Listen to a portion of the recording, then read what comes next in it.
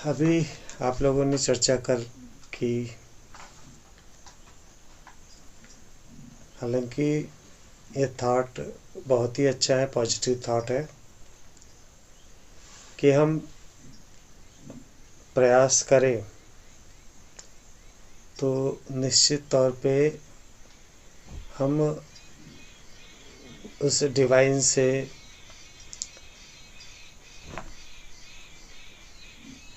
मिल पाएंगे। थॉट बहुत अच्छा है, इसमें कोई शक नहीं, परंतु इससे यह समझ में आता है कि आप सभी को कुछ बातें समझ में नहीं आई है।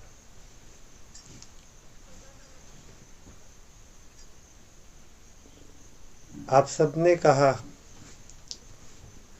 कि हम उस डिवाइन से मिल सकते हैं। यहाँ पे क्या हो रहा है? बात एक हो रहा है, हम एक हो रहा है वो डिवाइन। और यही है ना मेरी बात, प्लीज, यही जो मैं है, यही तो सबसे बड़ी दिक्कत है। मिलना किसको है या मिलेगा कौन? कौन मिलेगा उससे? यदि इस बात को हम समझ जाते हैं तो वहां से हमारा सफर समाप्त हो जाता है। अभी तक हम सभी बात यही कर रहे हैं कि वह जो मैं है इसे समाप्त करना है। मैं समाप्त होगा तभी मन शून्य होगा। हम क्या करते हैं? मैं को रखते हैं खड़ा, सामने रखते हैं। मन को शून्य करने का या स्थिर करने का प्रयास करते हैं, एक थॉट लेकर कि मैं उस डिवाइन से मिलूंगा या मिलूंगी। अभी हमें पता ही नहीं है कि मैं है कौन जो मिलना चाहता है उस डिवाइन से, चूंकि उसने अपने एक अलग अस्तित्व को संभाल लिया है, एक अलग अस्तित्व को पकड़ रखा है। वो चाहता है कि वो मिले उससे।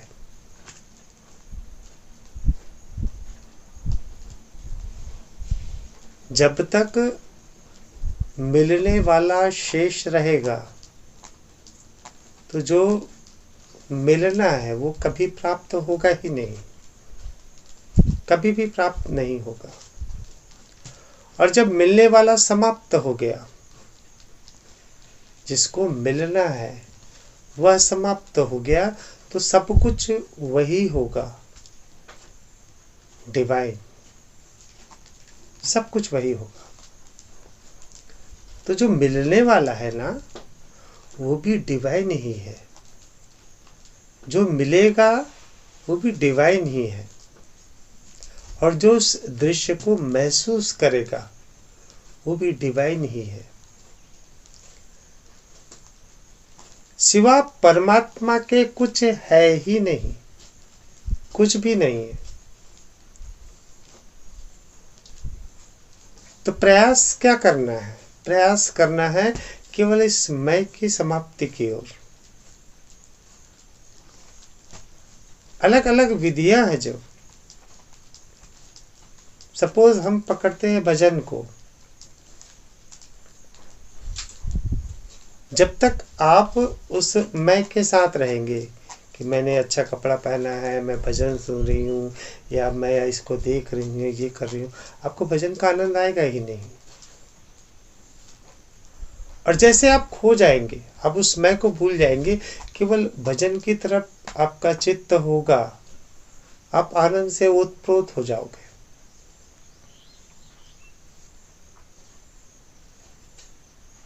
आप नाम जाप कर रहे हो, जब तक ये रहेगा कि मैं नाम जाप कर रहा हूँ या कर रही हूँ और मैं इतने मंत्र का जाप कर रही हूँ, आपको कुछ भी प्राप्त नहीं होगा। और जैसे ही आप केवल उस नाम जाप पर खो गए, तुरंत ही आपको उस डिवाइन का अनुभव होने लगेगा। आपको अर्थात इस मस्तिष्क को, इन 5 इंद्रियों के द्वारा, वहां पे मैं रहेगा ही नहीं। तो हमारी जितनी भी लड़ाई है अलग अलग विधियों के माध्यम से केवल इस मैं के लिए ही है।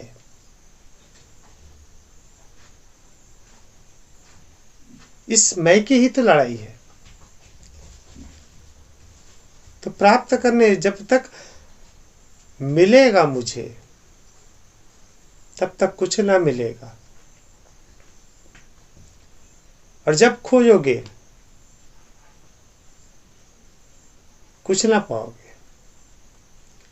और जब खोजने वाला और जिसे खोजा जा रहा है वो दोनों एक ही हो जाते हैं, निश्चित तौर पे वो अनुभूति प्राप्त हो जाएगी। यानी आप या मस्तिष्क उससे बाल के नोक को भी अगर हम लाख गुना कम कर दें, उतनी दूरी है। आपसे आपकी दूरी कितनी है? हर चीज आप ही अनुभव कर रहे हो ना। इस जगत को आप ही अनुभव कर रहे हो, सुख दुख को आप ही अनुभव कर रहे हो। तो आपसे आपकी दूरी कितनी है? कुछ है ही नहीं दूरी। तो आप स्वयं को ही जान गए कि मैं क्या हूं, मैं कौन हूं। तो आपको पता चलेगा सिवाय डिवाइन के कुछ है ही नहीं। तो पाना कैसे है? कुछ अलग से कुछ भी ना मिलेगा, कुछ भी नहीं। मैंने शुरू में कहा थॉट आप लोग का अच्छा है, विचार अच्छा है आप लोग का, लेकिन वे उसका रास्ता जो पकड़ा हुआ है कि मुझे मिलेगा। और ये क्यों होता है? क्योंकि हमने सदैव से ऐसा ही सुना है, सदैव से बचपन से सुनते आए कहानियों में कि ध्रुव को भगवान विष्णु आ गए, प्रहलाद के लिए नरसिंह अवतार आ गए, या इनको ये भगवान के दर्शन हुए, या कहा जाता है कि आपको मुक्ति मिलेगा, आपको इसके दर्शन होंगे, आपको ये मिलेगा। इस यानी जो कर्ता भाव है सदैव से बनाए रखे हैं, जो भी सिद्धांत है, और हमने उस सिद्धांत को ही सत्य माना हुआ, सत्य पकड़ा हुआ है।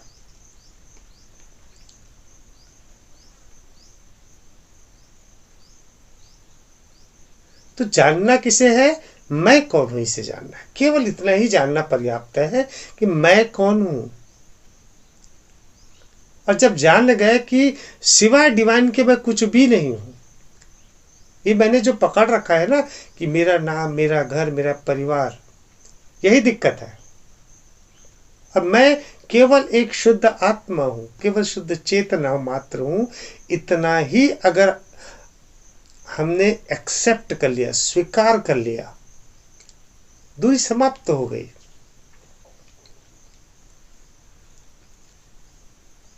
आसान है बहुत, उस डिवाइन को समझना बिल्कुल भी कठिन नहीं है।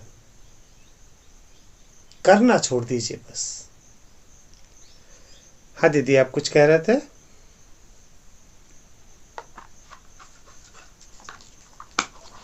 नहीं, बस भैया वो जो आपने कहा है वही मैं कहने जा रही थी। मतलब द्वैत की फीलिंग वाला नहीं, यानी कि अपने को हम पा लेंगे। डिवाइन हम भी तो डिवाइन ही है ना। तो मैं यही कहने जा रही थी, आपने ये सारा बताया ही है आगे, अभी हम भी डिवाइन ही है। यही बता रही। ठीक।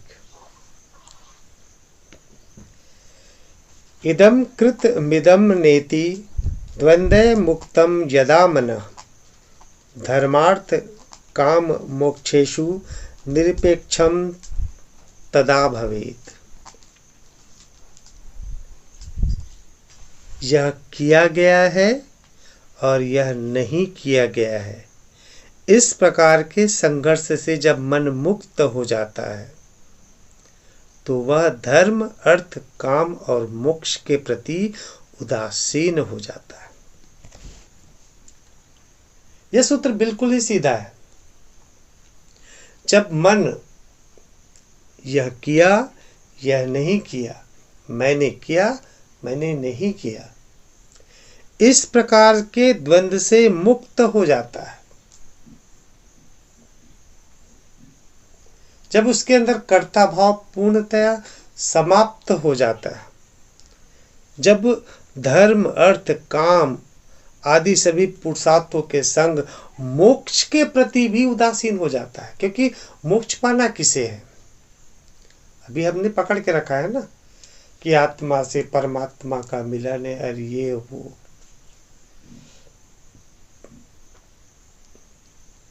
जब सब चीजों के प्रति हमारे अंदर उदासीनता आ जाती है, तभी मनुष्य पूर्ण रूप से निरपेक्ष अर्थात मुक्त होता है। जब वो जान जाता है कि सब कुछ परमात्मा है, तो कर्ता भाव उसके अंदर होता ही नहीं, मैं का भाव होता ही नहीं।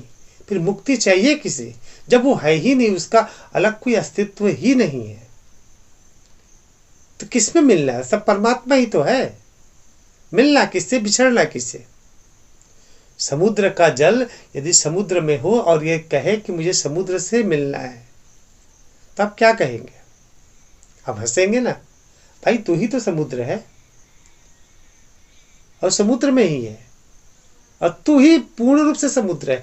वैसे ही समझिए आप सभी, हम सभी, ये जो दिखलाई दे रहा है शरीर, वो पानी की बूंद ही समान है और हम उस सागर में ही हैं।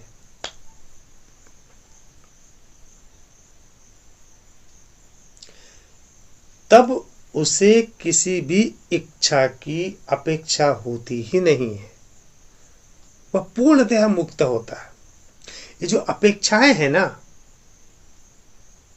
इच्छाएं हमारे अंदर, चाहे वो आध्यात्म की इच्छा क्यों ना हो, वो भी बंधन ही है। सत्व बंधन, सत्व का बंधन। ये अपेक्षाएं ही हमें परतंत्र बनाती है, हमें बांध देती है, गुलाम बना देती है। और गुलामी कभी भी सुख प्रदान नहीं करती। गुलाम कभी सुखी नहीं होता। अतः इच्छाओं का त्याग कर देना ही मुक्त होना या पूर्ण स्वतंत्रता का ही उपाय है। विरक्तो विषय देष्टा रागी विषय लोलुपः ग्रह मोक्ष विहीनस्तु न विरक्तो न रागवान।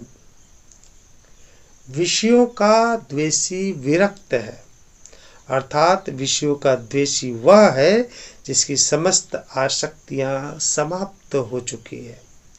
विषय लोलुप रागी है, जो ग्रहण तथा त्याग दोनों से रहित है, वह न विरक्त है न ही रागवान। यह बहुत अच्छे से समझाया गया आसक्ति और विरक्ति को। आत्मज्ञानी न आसक्त होता है न विरक्त होता है, इन दोनों से वो परे होता है। जो विषय वासनाओं का लोभी है, जिसके अंदर माया मोह, वह रागी कहलाएगा। उसे हर विषय, हर पल केवल विषय भोग की ही इच्छा होगी। कोई खाने का भोगी, तो कोई घर का भोगी, तो कोई धन ऐश्वर्य का भोगी, कोई नशे का भोगी। समस्त प्रकार के सभी उस रागी में ही आते हैं। पूरा का पूरा ध्यान उनका उस वस्तु को अधिक से अधिक पाने की इच्छा में लगा होता है। वह अपने स्वार्थ सिद्ध हेतु दूसरों के हित की भी चिंता नहीं करता, बल्कि वह स्वयं सुखी होने के लिए दूसरों के हितों को भी छीन लेता है। ऐसे रागी तथा विषय लोलुप को नीच से नीच कर्म करने पर भी शर्म महसूस नहीं होती, यहाँ तक कि उसके बुरे परिणामों को भोगने के बाद भी उसकी विषयों में आसक्ति बनी ही रहती है, अपितु और अधिक बढ़ जाती है। चोरी से अगर कोई धन कमा लिया और उस धन को रिश्वत में दिया, तो उसके अंदर लोभ क्या बढ़ जाता है, और बढ़ जाता है। ठीक है, हम इसको निपटा देंगे, थोड़ा सा रिश्वत दे देंगे, हम और चोरी करेंगे, जिसके कारण उसे और अधिक धन पाने की इच्छा होती है। ऐसे ही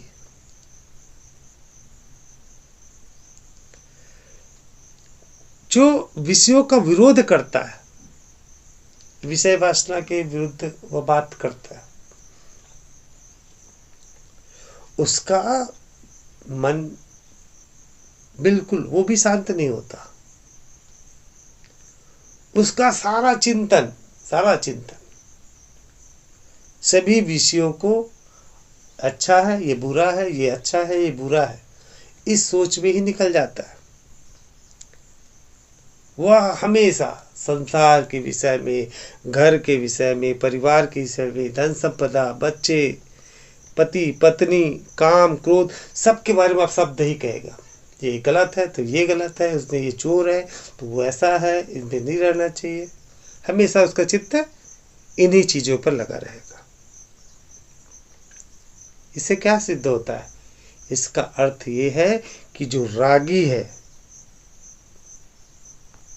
जो भोगी है और जो त्यागी है, दोनों ही एक समान अशांत है। दोनों के मन भी में अशांति ही है।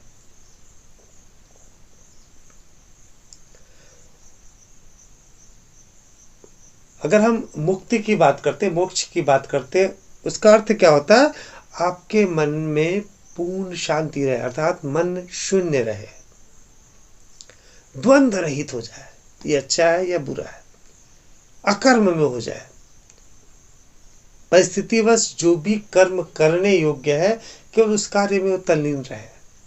अच्छा बुरा या द्वंद्व उसके अंदर हो ही ना। सारे विचार, सारे विकल्प पूर्णतया शून्य हो जाए। इसलिए अष्टावक्र जी कहते हैं कि जो राग तथा विराग, प्रवृत्ति और निमित्ति, प्राप्त करना और त्यागना, संसार और संन्यास, भोग अथवा त्याग, इन सभी द्वंद्वों से रहित है। उसमें किसी भी प्रकार का ना कोई प्रकार का राग है ही नहीं। वही अनासक्त है और वही निर्द्वंद है। उसी को ही शांति प्राप्त होगी। वही मुक्त है। मोक्ष का अर्थ कोई स्थान विशेष नहीं है कि मस्त आपको टांग दिया जाएगा उधर, इधर चलो, इधर ये ग्रह है शुक्र के बगल में, आपको टांग दिया जाएगा, आप मुक्त हो गए भगवान टिक कर। ऐसा नहीं है, कोई विशेष स्थान नहीं है। मुक्ति या मोक्ष का अर्थ है पूर्ण शांति।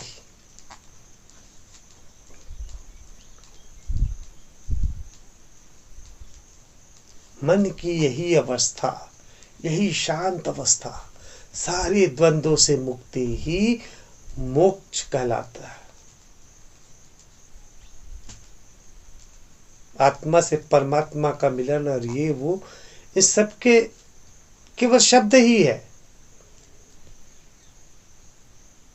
आपके अंदर कोई द्वंद्व ही नहीं है, किसी प्रकार का कोई द्वंद्व नहीं है। अर्जुन बात कर रहे थे कृष्ण से बढ़िया बुद्धिमानों की तरह,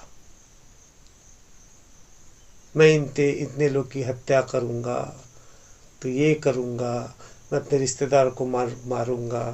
ये अच्छी बात थोड़ी ना है। श्री कृष्ण बोलते हैं बात तो तुम बुद्धिमानों की तरह कर रहे हो, लेकिन मूर्खतापूर्ण बातें कर रहे हो। यहां सामने युद्ध खड़ा है, तुम युद्ध करो या ना करो, ये युद्ध तो अवश्य होगा।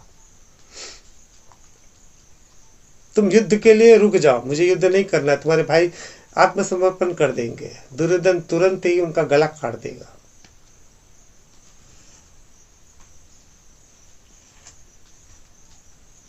और वो वहां पे अधर्म का साम्राज्य स्थापित हो जाएगा। तो यहाँ पे क्या है, अकर्म में तुमको कर्म करना है, यहाँ पे युद्ध अनिवार्य है, यहाँ पे करना अनिवार्य है, तो तुम केवल युद्ध करो। ये द्वंद्व की स्थिति कहाँ ले आए, ज्ञानियों जैसी बात कहाँ से ले आए? बात तुम्हारी यह मूर्खता की है।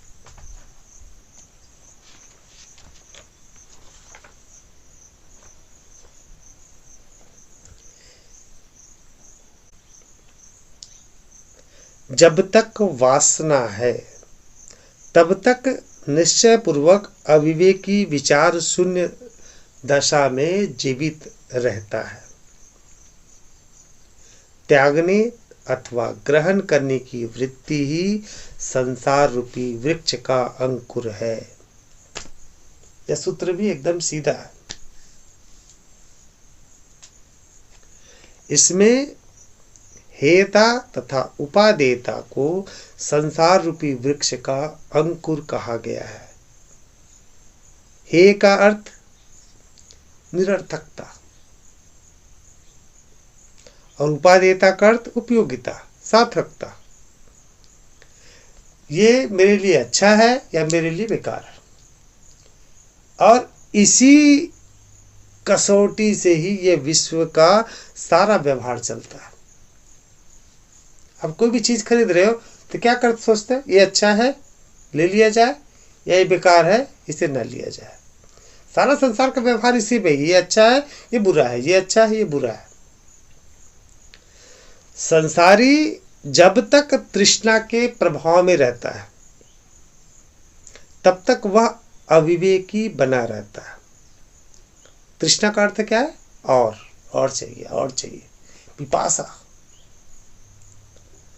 और बस अर्थात संतोष।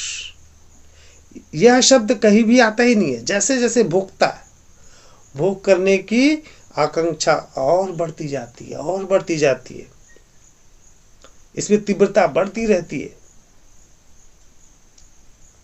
और जब तक इसमें ऐसी इच्छा बनी रहती है, भोगने की इच्छा बनी रहती है, तब तक जीने की इच्छा भी बनी रहती है। और तत्वज्ञानी वह भी भोगता है, तो भी खाता है,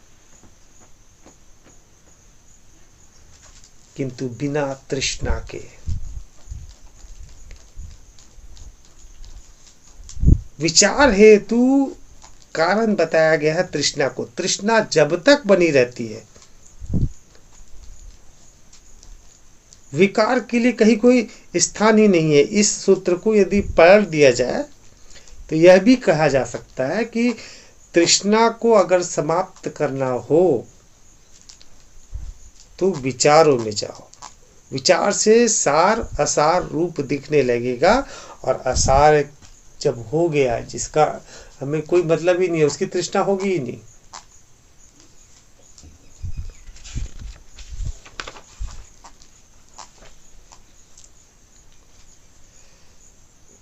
पवत्तो जायते रागो निवित्तो द्वेष एव ही निर्द्वंदो बाल वदी मानेव में व्यवस्थितः। प्रवृत्ति में राग होता है और निवृत्ति में दोष होता है।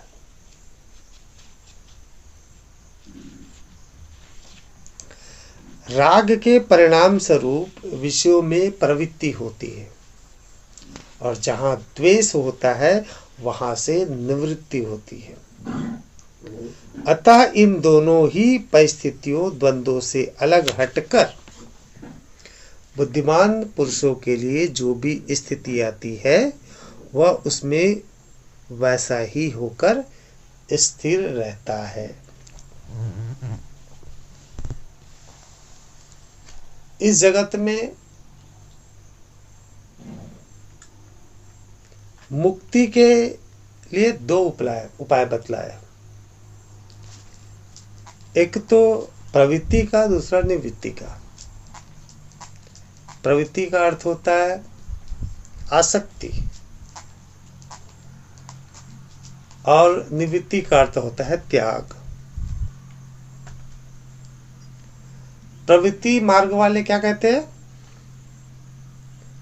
कि भोग के द्वारा ही मुक्ति प्राप्त हो सकती है। किसी चीज को इतना भोगो, इतना भोगो कि उसकी इच्छा समाप्त हो जाए। उनका कहना है कि पूर्व में जो कर्म किए हैं उसके कारण यह जीवन मिला है, अतः इन कर्मों का भोग किए बिना मुक्ति संभव नहीं है। अब इस आत्मज्ञानी होते हैं, उनको भी कर्म करना ही पड़ता है।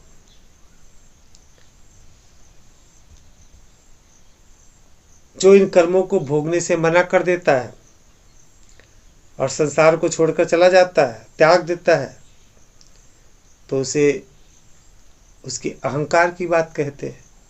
वह अहंकारी है, वह प्रकृति के नियमों का उल्लंघन करता है। अब हठ योगी भी क्या करते हैं? हठ योगी हठ पूर्वक अपने इंद्रियों को उसके कार्यों को रोकने का प्रयत्न करते हैं, परंतु उसके भीतर वासनाएं चलती रहती है, प्रवृत्ति बनी रहती है, जिसके कारण वो क्या हो जाता है? पाखंडी।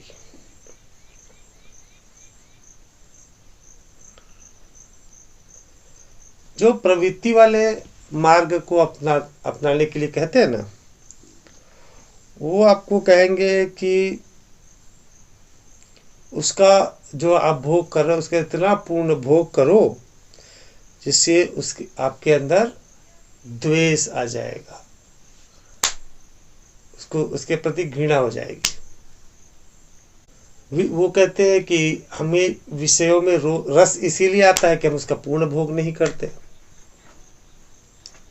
अधूरा ही भोग करते। अब इसके विपरीत जो निवृत्ति वाले होते, निवृत्ति यानी त्यागने की बात, वो क्या कहते हैं कि जो भोगी होते हैं उसकी वासनाएं कभी समाप्त होती ही नहीं है, वो हमेशा भोगना चाहता है। ये ऐसा है कि जितना भोगोगे उतना ही उसको पाने की इच्छा लगी रहेगी, कामनाएं कभी पूरी नहीं हो सकती। यदि एक इच्छा पूरा करो तो दूसरी इच्छा शुरू हो जाती है। वे कभी भोग से शांत हो ही नहीं सकती। वो उदाहरण देते हैं कि जैसे हम अग्नि में जितना घी डालेंगे वो उतना ही प्रज्वलित होगा और बढ़ेगा और बढ़ेगा, वो शांत थोड़ी ना होगा। तो वैसे ही एक वासनाएं भोगने के द्वारा शांत हो ही नहीं सकती, इसलिए इसका त्याग करना एकमात्र उपाय है मुक्ति पाने का। और ये त्यागने की बात दृढ़ निश्चय कर लोगे तभी संभव है। परंतु अष्टावक्र जी तीसरी बात बतलाते हैं, वे प्रवृत्ति और निवृत्ति, आसक्ति और त्याग दोनों को ही वासना का रूप मानते हैं। वे कहते हैं प्रवृत्ति से राग उत्पन्न होता है, आसक्ति में वृद्धि होती है, तो निवृत्ति से छोड़कर भागने से, जिद के साथ त्याग करने से, ज्यादा प्राप्त करने की कामना से, तुच्छ का त्याग कर देने से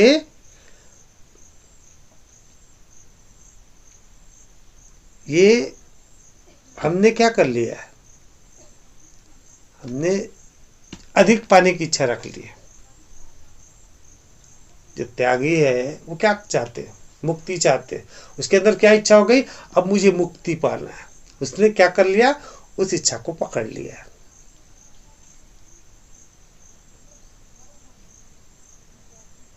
तो क्या हो गया, वो इस बंधन से छूटा तो उस बंधन को पकड़ लिया।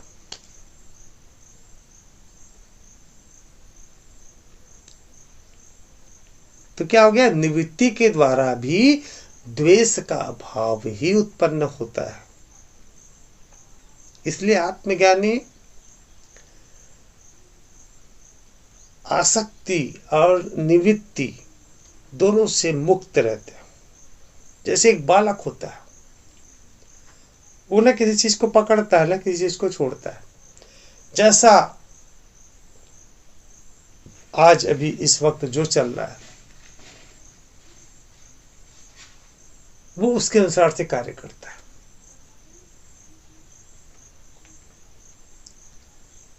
अब देखो, बच्चा इच्छा हो गई मुझे फुटबॉल खेलना है या क्रिकेट खेलना है, अब वो पकड़ के चला गया गेंद लेकर अपनी दोस्तों के पास, और दोस्त लोग कोई तीसरा गेम कर रहे हैं तो वो क्या करेगा, वो उसको रख देगा, छोड़ देगा, उस गेम के साथ जुड़ जाएगा। अब वो कुछ देर बाद बोले कि ये गेम नहीं खेल रहा है, अब दूसरा करते हैं, वो क्या करेगा, वो दूसरे में चले जाएगा। उसने ना किसी चीज़ को पकड़ा है ना किसी चीज़ को छोड़ा है, ना उसने उस क्रिकेट को पकड़ा, ना वो गेम चल रहा था उसको पकड़ा, ना तीसरे को पकड़ा। जैसे वहां पे स्थिति है, वो इस स्थिति का पूर्ण आनंद ले रहा है। इसी प्रकार इस बालक के समान सरल तथा स्वाभाविक जीवन व्यतीत करना ये आत्मज्ञानी करता है।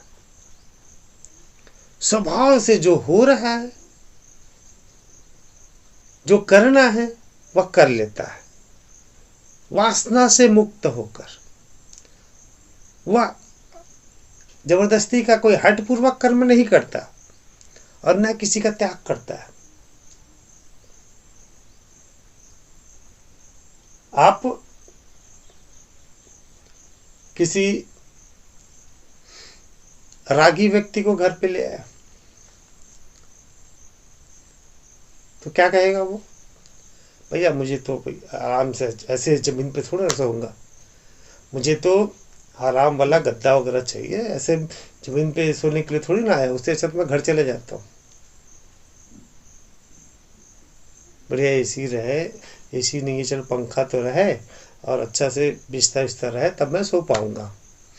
और सन्यासी क्या कहेगा, भैया मैंने सन्यास ले लिया है, मुझे तो भैया ये बिस्तर बिस्तर हटाओ, मुझे ज़मीन पे सोना है, मैं ज़मीन के अलावा कुछ सो नहीं सकता। बोले महाराज आप आए हैं, अभी तो सब सामान हटाना पड़ जाएगा ना, पलंग वलंग सब हटाना पड़ जाएगा। नहीं नहीं नहीं, पलंग हटा दो, मुझे तो ज़मीन ही चाहिए। दोनों पकड़ा हुआ है, एक गद्दे को पकड़ा हुआ है और एक ने ज़मीन को पकड़ा हुआ है। और आत्मज्ञानी को बुला लिया, मुझे नींद आ रही है, सोना है, ठीक है आइए। वो नहीं पूछेगा ज़मीन है कि गद्दा है, उसके सामने गद्दा रहेगा तो गद्दे में सो जाएगा, उसके पास ज़मीन रहेगा, ठीक है कोई दिक्कत नहीं, ज़मीन पे सो जाएगा। वो कोई हठपूर्वक कुछ नहीं कर रहा है, ना पकड़ रहा है ना त्याग रहा है। सांसारिक विषयों में सुख की वृत्ति रखकर उसमें राग रखने वाला संसारी विषयों का परित्याग दुख से बचने हेतु करता है, जबकि वीतरागी अर्थात जिसका विषयों में राग समाप्त हो चुका है वह दुखों से मुक्त हुआ भी सांसारिक विषयों के बने रहने पर भी किसी प्रकार की खिन्नता को प्राप्त नहीं होता। वह मनुष्य भी रागी है, अष्टावक्र जी कह रहे हैं वह मनुष्य भी रागी ही है जो दुखों से बचने के लिए संसार को त्यागना चाहता है। घर में समस्या है, चलो त्याग दो, सन्यासी बन जाओ, वो भी रागी ही है। जो ये कहता है कि इस जगत में चारों तरफ दुख ही दुख है, जन्म लेना, मृत्यु को प्राप्त हो जाना, जीवित रहना या मर जाना, यह सब दुख ही है, अर्थात यह संसार दुखों का महासागर है, इसलिए इससे भागो। घर गृहस्थी, धन संपदा, पति पत्नी, बच्चे इत्यादि को छोड़ दो, क्योंकि ये सब दुखों के कारण है। परंतु वो यह नहीं जानते कि संसार को त्याग देने से दुख समाप्त नहीं होते। आप यहां से हटे, वहां पे एक नया संसार शुरू हो जाएगा, नए संसार में नए दुख आपके प्रारंभ हो जाएंगे। इन दुखों का वास्तविक कारण केवल और केवल मन और यह शरीर है, वासना तथा असंतुष्टि है।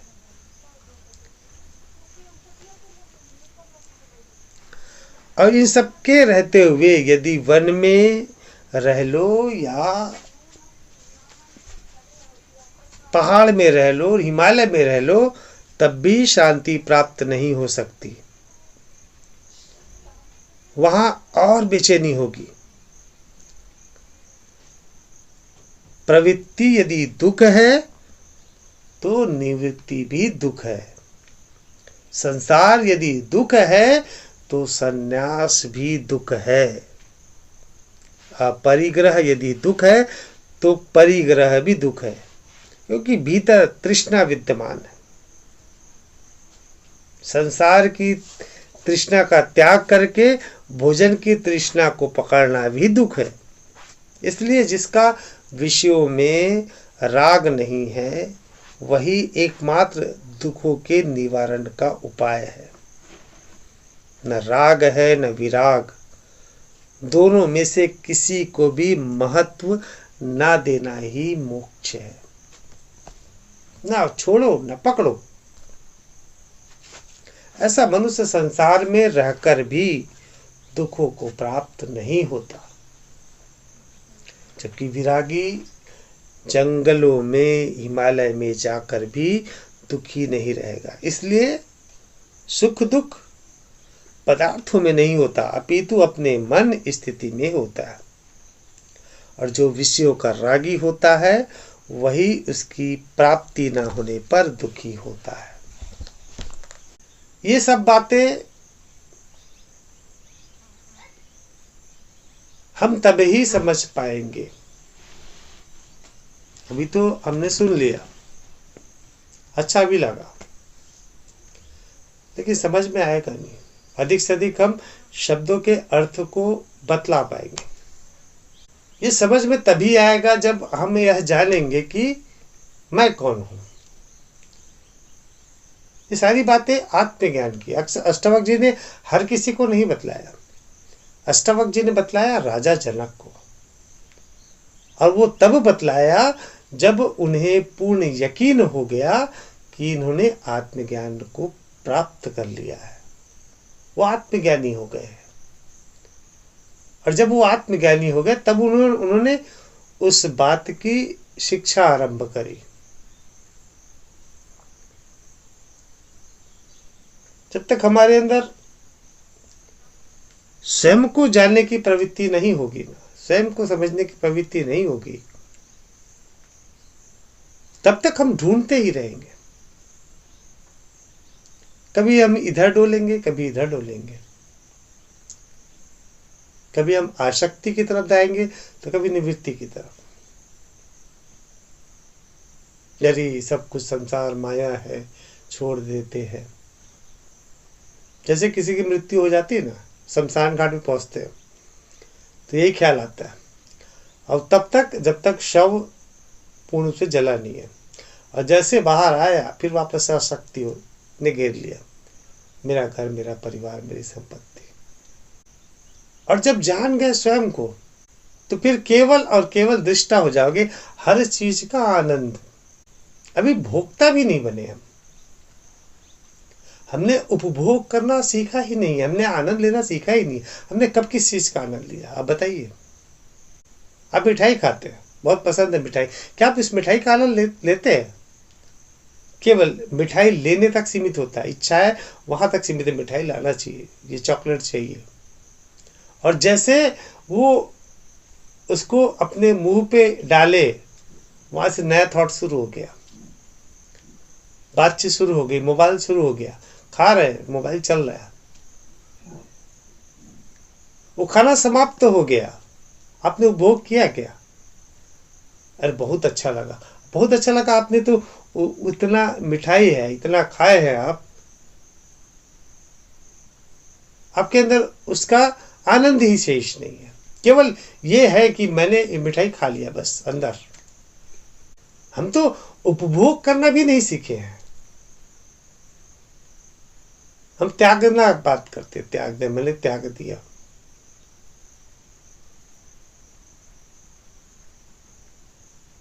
लोग कहते हैं ना, बोले आज से मैंने सिगरेट छोड़ दिया, सारा उसका चित्त सिगरेट की तरफ रहेगा, वो जो सिगरेट पी रहा होगा उसके दोस्त पकड़ा और उसके पास बार बार जाने का प्रयास करेगा ताकि वो ऑफर कर दे, उसको फोर्स कर दे, नहीं यार आज के बाद छोड़ दे, आज चल पी लेने भाई, पी लेने भाई थोड़ा सा, ऐसा बोलेगा ही है, और उसका दोस्त बोलता नहीं है, अरे यार तुमने छोड़ दिया, सॉरी तुमको नहीं बोलूंगा, और आपके सामने सिगरेट पिया जा रहा है, आपके अंदर इच्छा और बढ़ रही है सिगरेट पीने की, आपने क्या ताका है बताओ?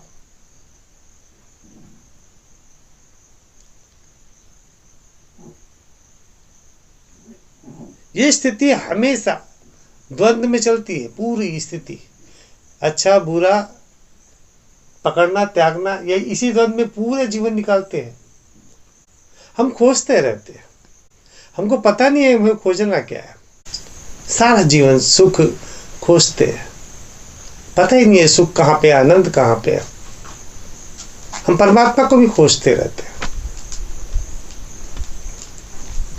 उस सुख उस आनंद की तलाश में हम नाना प्रकार के यत्न करते हैं।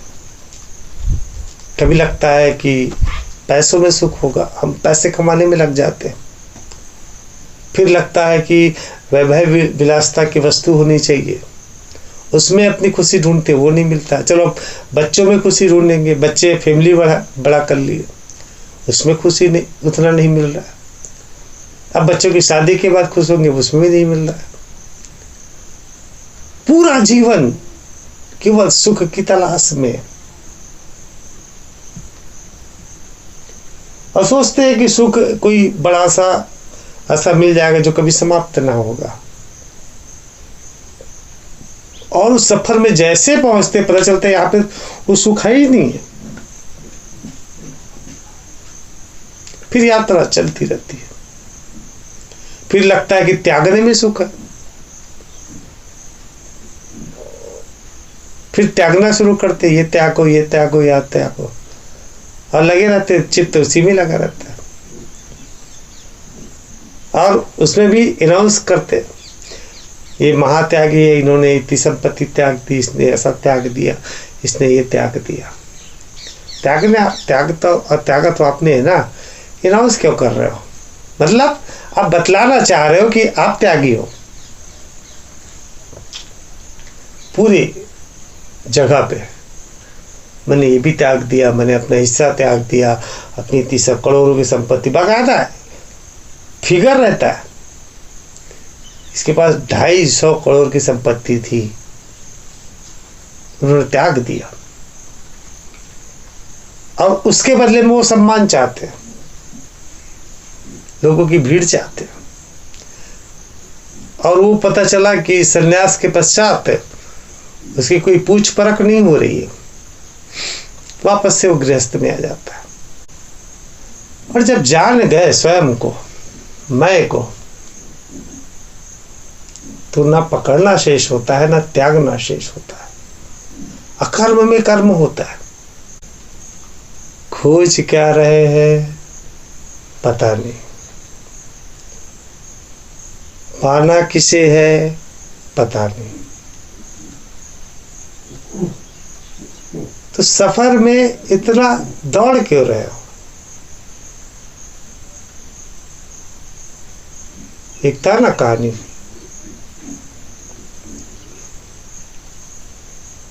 एक बार एक चूहा भांग पी लिया। अब भांग पी लिया तो डगमगाने लगा। डगमगाने लगा तो उसके दिमाग में क्या आ गया? ये दुनिया समाप्त होने वाली है। तो वो भागने लगा। उसके पीछे खरगोश आया। बोले क्या हो गया? बोले भागो, रुको मत, दुनिया भाग खत्म होने वाली है। और वो भी खरगोश भागने लगा। खरगोश को देखकर हिरन पीछे आ गया। क्या हो गया? बोले दुनिया खत्म होने वाली है, भागो तुम भी। वो भी भागने लगा। हिरन के पीछे भालू आ गया। भालू को भी यही कहा, भालू भी भागने लगा। भालू के पीछे बंदर आ गया। बंदर भी भागने लगा। हाथी आ गया, हाथी भागने लगा। शेर आ गया, उसे भी बताया। बोले भागो, दुनिया खत्म होने वाली है। शेर गुर्राया, बोला रुको। पूछा हाथी से, तुमको किसने बताया? मुझे तो बंदर ने बताया। तुम्हें किसने बताया? मुझे भालू ने बताया। इसने किसने बताया? अंत में कहाँ पहुंचे? मुझे तो चूहे ने बताया। चूहे को पूछा गया तुमको किसने बतलाया? बोले कुछ नहीं, मैं भांग खाया था, दुनिया डोल रही थी, मुझे लगा कि दुनिया खत्म होने वाली है। यही हम सबका जीवन चल रहा है, आध्यात्मिक जीवन भी यही चल रहा है। और वो छूटता ही नहीं दिमाग से। खोजने की प्रक्रिया ना, करने का भाव है ना, हमेशा करने का रहता है। ये करने से ये मिलता है, ये करने से ये मिलता है। तो करने, मैं कर रहा हूं तो मैं खोज रहा हूं, मुझे मिलेगा। और मैं ये कहता हूं मुझे मिलेगा, बिल्कुल सत्य कह रहे हो। बस ये जान लो ये मुझे है कौन। मैं तो और आसान कर दिया। मैं तो आपकी बात को झुठला भी ना रहा हूं। क्या बिल्कुल सही कर रहे हो, आपको ही मिलेगा। आप कह रहे हो मुझे मिलेगा, बिल्कुल मिलेगा। बस ये मुझे कौन है इसका पता कर लो खुद से, बस इतना ही कर लो। और जब मुझे कौन, ये मैं कौन हूं ना, ये पता चल जाएगा, फिर आपका सफर समाप्त हो जाएगा।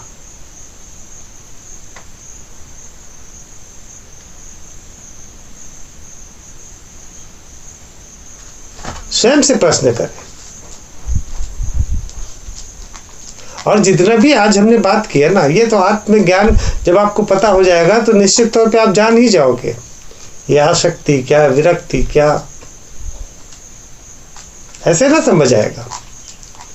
ऐसे दोनों के द्वंद में रहोगे। और वो भी क्या होगा, अपने स्वभाव के अनुसार इन बातों को पकड़ोगे, अपने स्वभाव के अनुसार। और उन बातों के शब्दों को, अर्थ को वैसे ही पकड़ोगे।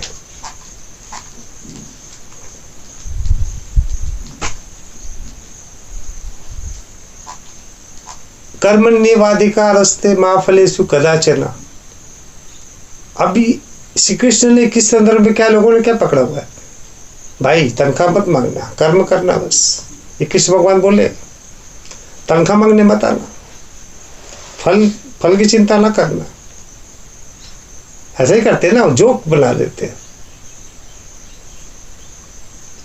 अब कृष्ण ने किस संदर्भ में कहा ऐसे, हम किस संदर्भ में निकालते हैं। ये हर किसी के साथ होता है। हम सुन के आते हैं, अच्छे प्रवचन सुन के आएंगे, शब्दों को लेकिन अपने हिसाब से मोड़ देंगे।